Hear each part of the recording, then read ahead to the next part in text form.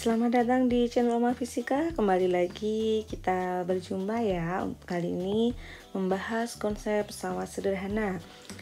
Pesawat sederhana ini yang membantu pekerjaan kita sehari-hari ya adik-adik ya.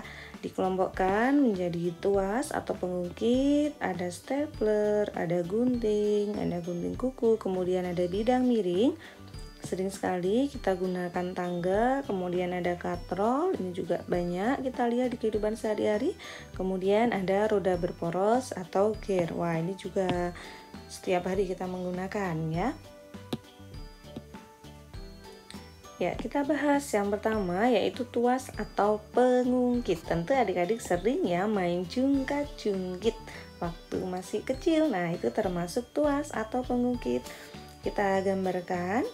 Di sini ada yang namanya beban ya. Kemudian jarak dari beban ke titik tumpu yang segitiga ini namanya titik tumpu. Nah, jarak dari beban ke titik tumpu namanya lengan beban. Kemudian di sini ada kuasa.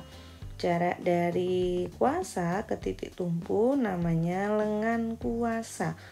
Nah, berlaku persamaan bahwa W kali LB itu akan sama dengan F kali LK ya. Nih yang satu sisi kalau kita kalikan itu nilainya akan sama. Atau boleh ditulis, kita menentukan keuntungan mekaniknya yaitu angka yang besar dibagi angka yang kecil ya. Ini harus besar, ini kecil. W per F atau bisa juga LK per LB. Jadi untuk mendapatkan keuntungan mekanik yang paling besar maka titik tumpu ini harus kita letakkan sedekat mungkin dengan beban. Sini sudah ada keterangannya. W beban, satuannya Newton, F itu kuasa, satuannya Newton, LB lengan beban, LK lengan kuasa, dan KM keuntungan mekanik. Mari kita lihat di contoh soalnya. Ya. Perhatikan pengungkit berikut. Beban 620 cm, berarti ini beban ke titik tumpu namanya lengan beban. Di sini lengan kuasa, yang ditanyakan adalah gaya minimal untuk mengungkit benda dan keuntungan mekanisnya. Oke, kita tuliskan. Diketahui ada beban berarti W 600 Newton. Lengan beban LB sama dengan 20 cm. Dan lengan kuasanya adalah 100 cm. Dan ditanyakan adalah F. Yang A untuk F, sedangkan yang B itu yang ditanyakan adalah keuntungan mekanik. Baik, kita jawab dulu untuk yang A. Untuk A, kita gunakan saja persamaannya F kali LK, boleh dibolak-balik ya, ini posisinya. Yang penting berpasangannya tidak kebalik, W dengan LB. Kita masukkan, F-nya tidak tahu, lengan kuasanya 100 dan W-nya 600 dikalikan dengan bebannya 20. Oke, berarti untuk menghitung F itu sama dengan, ini kalau saya bisa langsung saya coret ya, ini adik-adik ya, 100-nya saya coret sehingga kita peroleh 6 kali 20 hasilnya adalah 120 Newton. Sedangkan untuk menghitung keuntungan mekaniknya kita boleh ambil salah satu saja, boleh dari LK per LB, boleh juga dari W per F, tentu nanti nilainya akan sama. LK-nya 100 dibagi 20 hasilnya adalah 5. Oke. Sekarang kalau kita coba mencari KM-nya dari W per F-nya, apakah sama? Tentunya harus sama ya. W per F, W-nya adalah 600 dibagi F-nya sudah kita hitung 120. Baik, jawabannya sama, 5. Jenis tuas atau jenis pengungkit di sini dikelompokkan menjadi 3. Tipe 1, jenis 1, tipe 2, dan tipe 3. Yang mempengaruhi adalah letaknya saja. Beban, titik tumpu, kuasa. Jadi tumpuannya ada di tengah. Ini jenis 1. Contohnya ini ya, sering kita gunakan cewek nih. Nah, gunting, penjepit, ini tang. Nah, di sini beban, ini titik tumpu, di sini kuasa. Juga sama, beban, titik tumpunya, di sini kuasa. Untuk tipe 2. Tipe 2 yang terletak di tengah yaitu bebannya. Kalau 1 titik tumpu, kalau 2 bebannya. Nah, ujungnya tentu titik tumpu dan kuasa. Contohnya di sini ada gerobak ya. Dan gerobak yang seperti ini ya. Di sini ada titik tumpunya. Lalu ini beban, kan kita taruh di sini nih barang-barangnya, dan di sini kuasa. Kemudian ada pemotong kertas. Ini juga. Ini titik tumpunya di ujung, bebannya di tengah, dan kuasanya di ujung juga. Tipe 3 berarti kuasanya yang di tengah. Nah, tentu adik-adik familiar banget kan dengan alat-alat ini. Ya, itulah jenis tuas atau pengungkit. Adik-adik bisa melihat benda-benda di sekitar kalian ya, mana yang termasuk jenis 1, 2, dan 3. Pesawat sederhana berikutnya adalah bidang miring. Tentu di kehidupan sehari-hari kita sering memanfaatkan bidang miring. Iya, betul. Ada tangga, ada jalan yang berkelok ya. Baik, kita lihat sebuah bidang miring yang punya panjang S ya dan tingginya H. Lalu sebuah benda yang punya berat W mau dipindahkan, yaitu dengan cara mendorong dengan gaya sebesar F. Berlaku persamaan ya.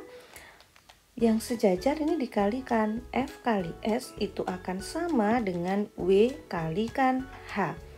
Dan keuntungan mekaniknya yaitu W per F itu atau sama dengan S dibagi H. Jadi boleh salah satu. Kesimpulannya apa? Ketika kita menggunakan bidang miring ya, semakin landai. Nah, kemiringannya ini semakin landai berarti akan semakin memudahkan kita. Baik, kita lihat di contoh soalnya. Ya, di sini ada contoh soal. Kita baca dulu. Seorang ingin memindahkan benda 600 Newton menggunakan bidang miring yang panjangnya adalah 150 cm. Baik, kita lihat panjangnya 150 cm dan tingginya 50 cm. Berapakah besar gaya minimal yang dibutuhkan? Kita tulis yang diketahui. Ada benda dengan berat, berarti ini 600 Newton. Untuk W, panjangnya adalah 150 cm dan tingginya adalah 50 cm.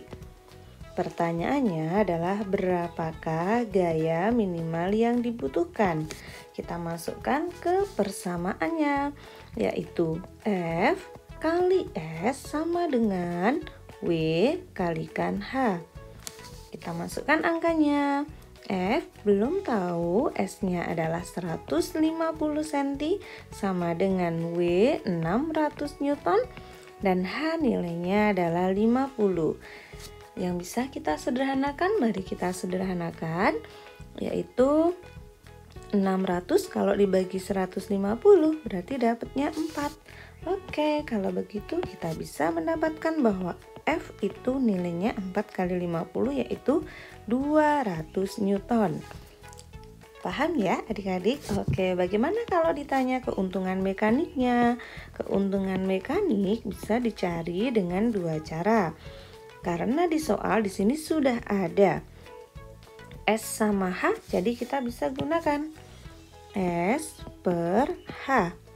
S-nya adalah 150 cm dibagi H nilainya adalah 50 cm. Sehingga kita mendapatkan hasilnya 3. Bagaimana kalau dicari dengan persamaan yang satunya? Apakah bisa? Tentu bisa. Dengan cara W per F. Kita masukkan W-nya nilainya 600 Newton dan F tadi kita sudah menghitung yaitu nilainya 200 Newton sehingga kita dapatkan hasilnya 3. Jadi untuk menghitung keuntungan mekanik boleh salah satu saja. Pesawat sederhana berikutnya yaitu katrol. Nah, yang ini kita juga sering nih melihat di kehidupan sehari-hari. Ada beberapa jenis katrol. Yang pertama yaitu katrol tunggal tetap, di mana katrolnya ini dipasang permanen ya di suatu tempat dan tidak berpindah tempat. Fungsinya ini hanya untuk mengubah arah gaya. Ya, betul. Ini digunakan di sumur itu ya. Nah, jadi keuntungan mekanik untuk katrol tetap yaitu nilainya sama dengan 1. Kenapa? Karena di sini lengan kuasa dan di sini lengan beban. Nilainya sama. Apabila berat benda W, maka dengan gaya F ya, kita sudah bisa memindahkan benda W. Nah, berikutnya adalah katrol tunggal bebas. Ini berbeda dengan yang tetap.